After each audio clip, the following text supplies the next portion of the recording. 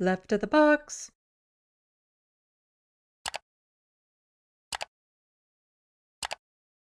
What I was kind of hinting at with, like, should Doug Ford leave Ontario? Where might he go? It actually kind of looks like he might go federal. I hate to say it. The next time the Conservatives have a leadership run, it would not surprise me in the least if Doug Ford tries to become the leader of the federal Conservative Party. And he would probably win the same way Donald Trump won. And it is just so, like, I'm feeling acid reflux just saying it. And I don't suffer from acid reflux. It is just, the idea of it is horrifying, and yet I can totally see it happening. That he would make a run for federal, because all of the horrible things he's done in Ontario, all the corruption, the lack of accountability, the social murder he's responsible for, all of it, he's never been held accountable. It's like a toddler pushing their boundaries, and if you never, set up strong boundaries and have consequences for actions, they just keep on pushing and keep on pushing and keep on pushing. Well, Doug Ford hasn't been held accountable for anything yet. Nothing. He hasn't suffered at all. So why wouldn't he try? He's gotten away with so much already. Why wouldn't he try to go federal? And just some of it's starting to show now with this crisis, with this Trump tariff threat and stuff. And so you have Donald Trump threatening these tariffs, and here is Doug Ford coming out in front of a lot of the other premiers trying to show like true statesmanship, or like taking the lead, even though he's not supposed to, because, international relations is a federal issue, not a provincial one. But he really looks like he's angling to take on a leadership role with it, the way that he's doing it. So for those of you who don't know, because, I don't know, maybe you've had an internet outage, Donald Trump has been making these cutesy little jokes about, Canada becoming the 51st state, which I have a video about, which I'm worried is more than just a threat. Donald Trump is only joking until he actually follows through with it. And then it's not a joke anymore. And then you should have listened to him because he said it. And so you have the tariff thing and him threatening to make Canada the 51st state thing, and Doug Ford stepping in with it. So first, Donald Trump's repeated remarks about Canada. So Laura Babcock is quote tweeting this, saying, "This is called manifest destiny in the 19th century doctrine that Americans should own Mexico and Canada. It didn't come from nowhere, and trade deficits or subsidies have nothing to do with it. Wake up, Canada, or sovereignty is at risk." I am actually one of the people who's kind of worried about it, who thinks that this is more than just offhanded remarks from Donald Trump. And it's very disconcerting. It's unnerving, because there's literally nothing that could stop him. And Justin Trudeau has been pretty weak on this. Because if you look at the president of Mexico, she's been pretty strong. She's been forceful with her pushback and stuff. And I think this is part of the reason why Doug Ford is stepping up, is he's making actual threats as to what he would do if Donald Trump implements these tariffs. Like, he's threatening to cut off electricity. And again, these are things that Doug Ford, this is out of his lane. But it is disturbing that here is, Donald Trump making these threats about the northern neighbor. They might not be threats, because you can never know when he's joking. You only know if it's a joke if he doesn't end up going through with it. And it's a very rough way to find out he wasn't joking. And there are multiple ways that this could happen. I'm not expecting boots on the ground type thing, but there are definite ways that the United States could kind of annex part of Canada, which sounds extreme. And 5 years ago or so, probably would have laughed it away. With the way Donald Trump has become lately, I don't know. Like, it's not something I can ignore. And it's kind of terrifying because I have issues with this country, no doubt about it. I'm not a proud Canadian, but I'm definitely grateful to be Canadian because this system, as flawed as it is, has allowed me to live. If I had been an American growing up in America with the American healthcare system, with the culture down there, I don't think I would have made it to now.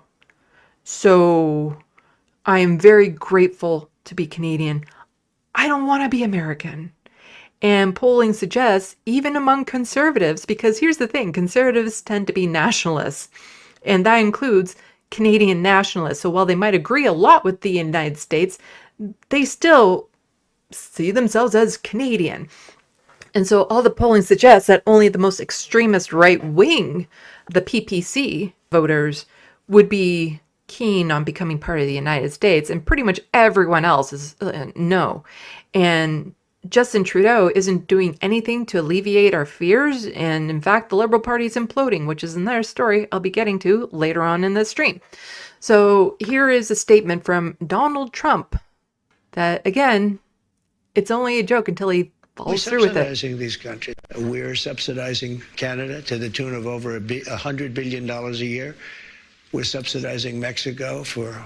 The United States is not subsidizing us. He doesn't know what a trade deficit is or what it means. Almost $300 billion. We shouldn't be subsidizing. Why are we subsidizing these countries? If we're going to subsidize them, let them become a state.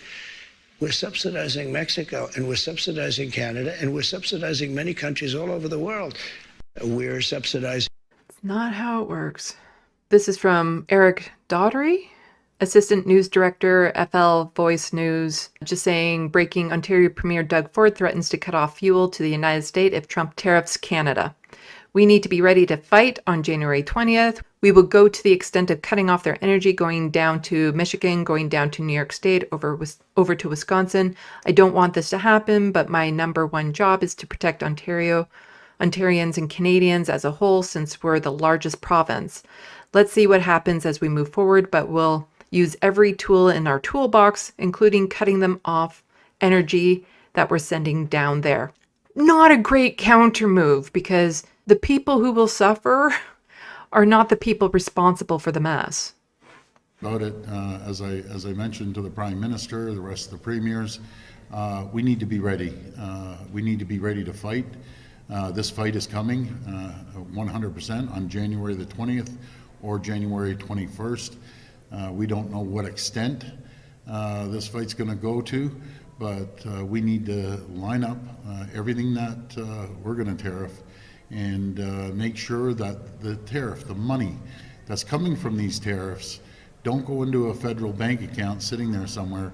It needs to be immediately distributed right across the province equally, and we'll be able to support the companies, the factories, the workers for any issues that they're facing at the time. So it's a good start. Did he give you any details of what, where those retaliatory tariffs would be aimed on American goods? No, Chrystia Freeland's going to put a list together. We're going to put our list together, and I'm sure the other provinces will as well. But we will go to the full extent, depending how far this goes. We will go to the extent of cutting off their energy, going down to Michigan, going down to New York State, and over to Wisconsin. I don't want this to happen, but my number one job is to protect Ontario, Ontarians and Canadians as a whole, since we're the largest province. I don't think he has the ability to do what he threatens, but part of this is just him, peacocking, putting up the feathers or something to make himself look strong, to make himself look better, without, again, actually thinking about what he's saying. Like, is this something he even has the power to do? What would the consequences of this be? But he goes out there to just look strong, make it look like he's doing something. And the people, who feel maybe a little bit nervous during all of this, look at that and think, oh, at least he's doing something. And here is just T-Dot resident tweeting out, Doug Ford's team is using footage of the premier's meeting to try and pretend like he's out there leading the country.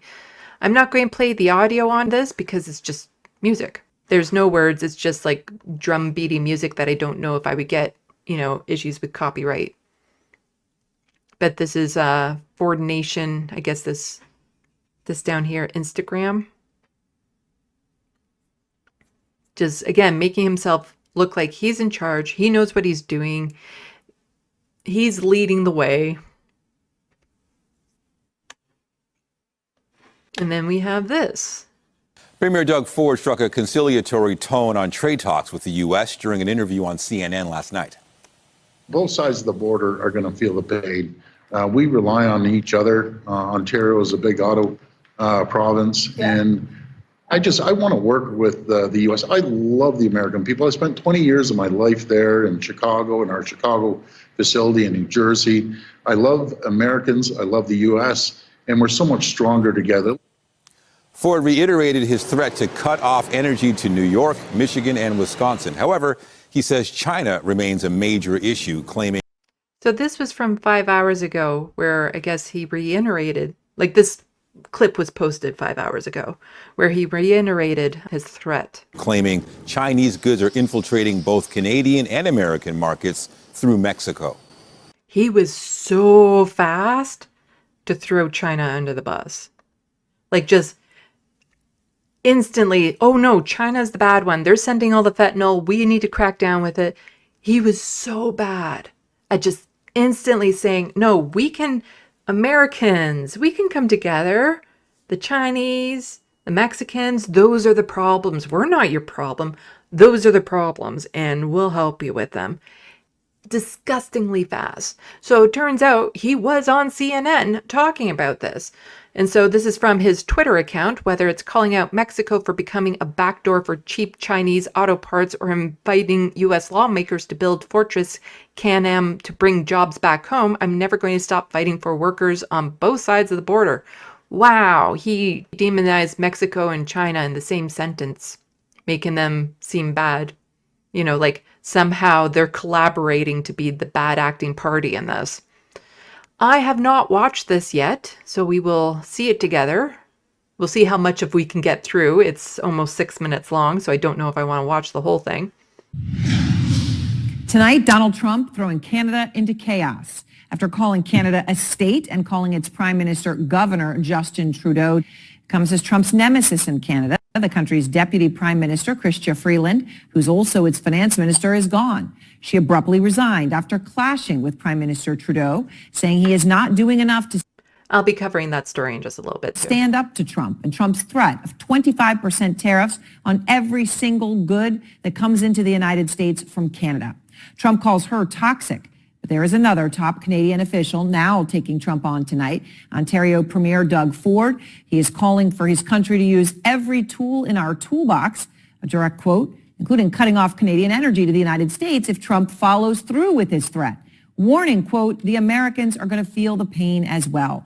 Premier Ford is out front with... Again, I don't even know if he has the ability to just unilaterally do that. Me tonight. And Premier, I appreciate your time. And I want to just start here with your proposal itself. What exactly does cutting off Canadian energy to the United States look like? Well, first of all, Aaron, thanks for having me on. That's the last thing I want to do. I want to sell more electricity, more power to our U.S. friends and closest allies in the world. But that's a tool that we have in our toolbox. We power over 1.5 million homes in Michigan and counties in Michigan and New York State and Wisconsin. That's the last thing I want to do. I want to sell more energy to the U.S. I want to sell more critical minerals to the U.S.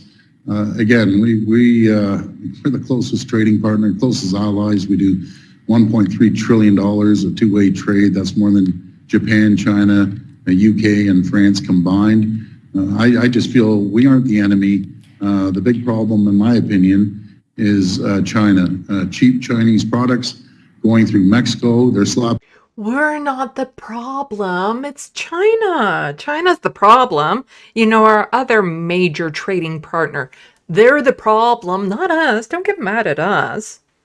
Being made in the Mexico sticker on, shipping it up through the U.S. and Canada and costing American and Canadian jobs. So, when you talk about that Americans will feel the pain if you have to go through with this. You specifically threatened to turn off the lights to 1.5 million Americans. And I say that just because if you're specifically talking about electricity coming into the U.S. from Canada, that only makes up about 1% of annual U.S. electricity consumption. That's according to the EIA here in the U.S. But, Premier, when it comes to crude oil, if you go bigger, you're looking at Canadian exports to the U.S., 60% of America's total oil imports come from Canada. So do you want to go bigger in this? If these tariffs are going to go through, should you reciprocate with tariffs, not just on electricity, but on crude oil itself? Yeah, there's a great headline right there. Nothing like building ties with America than having developing story. Canadian official threatens to cut off energy to U.S. And again, I'm very uneasy with him going on CNN with this bumper right there saying that Canadian official threatens to cut off energy to U.S. when I don't even know if Doug Ford has the power to do that. So is he just making empty threats? I don't know. Maybe he does have the power to do that, which is just, again, kind of disturbing. Well, we ship down 4.3 million barrels every single day. If there was a tariff on that, that would increase gas by $1 a gallon. That wouldn't go over very well. And, both sides of the border are going to feel the pain. We rely on each other. Ontario is a big auto province. Yeah. And I want to work with the U.S. I love the American people. I spent 20 years of my life there in Chicago, in our Chicago facility in New Jersey. He spent 20 years in the United States. Why couldn't he stay? Is he really Canadian anymore if he spent 20 years in the States? Like, really? Really? Americans, I love the U.S., and we're so much stronger. If you love them so much, why don't you marry them and go down there? Together. Let's build Fort AmCan and let's onshore these products from China and create more American and Canadian jobs. So can I just ask you, taking a step back, and I know some of the stuff Trump had posted, you referred again to Canada as a state. He referred again to Prime Minister Trudeau as a governor. It's not the first time. He had posted that AI-generated image of himself standing next to the Canadian flag with the caption, "Oh, Canada," and that in a Swiss mountain. Was after Prime Minister Trudeau flew down to Mar-a-Lago unannounced to meet with Trump about his tariff threat, where Trump joked that Canada could become the 51st state. So can we just take a step back? I know in some of this he's sort of making a joke, but he's doing it again and again and again, and obviously, it is demeaning. I mean, how do you respond to that he keeps referring to Canada as a state and the leader of your country as a governor? Well, it's up to premiers like myself, which is equivalent to governors down in the U.S. Yep. It's our job to go down and inform Americans. We have a large ad campaign going on in the U.S. to inform them that we are their number one trading partner, number one ally in the entire world. The supply chains are so integrated. We're so much stronger together. The only people that win, Aaron, is China. Americans lose, Canadians lose, and that's the problem. And Mexico has to make a decision. You're either with Beijing or you're with Washington. I'll tell you what Canadians are with. They're with Washington. So do you take Trump seriously when he mocks Canada, or do you think that that's just, his negotiating tactic? He has a sense of humor, but I'm more concerned about the trade, making sure that we secure trade on both sides of the border. And this is pretty simple. The president is asked to secure our border. I agree with him 1,000%. So he didn't actually answer the question. It's just, he has a sense of humor.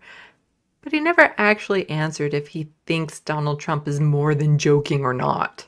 We need to secure our border. We're going to secure our border. We have to meet our 2% commitment to NATO, and we're going to do both.